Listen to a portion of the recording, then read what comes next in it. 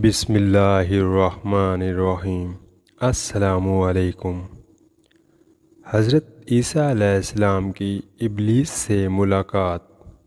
حضرت عیسیٰ علیہ السلام کی ملاقات ابلیس سے ہوئی۔ وہ 4 گدھوں کو ہانک رہا تھا۔ ان گدھوں پر سامان لدا ہوا تھا۔ حضرت عیسیٰ علیہ السلام نے ابلیس سے ان گدھوں کے ہانکنے اور سامان کے بارے میں پوچھا۔ ابلیس نے جواب دیا،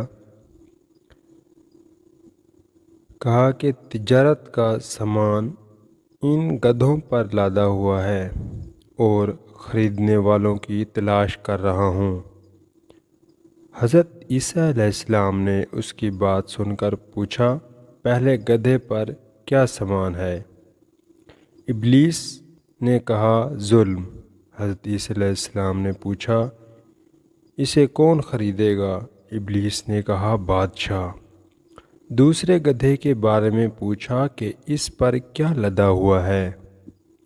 ابلیس نے کہا، حسد۔ حضرت عیسیٰ علیہ السلام نے پوچھا، کون خریدے گا؟ شیطان کہنے لگا،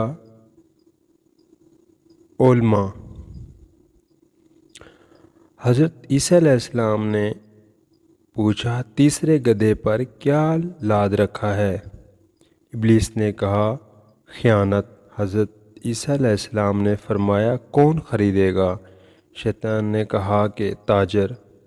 پھر چوتھے گدھے کے بارے میں پوچھا کہ اس پر کیا لاد رکھا ہے؟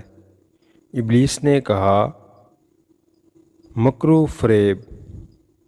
حضرت عیسیٰ علیہ السلام نے پوچھا، اسے کون خریدے گا؟ شیطان نے کہا، عورتیں۔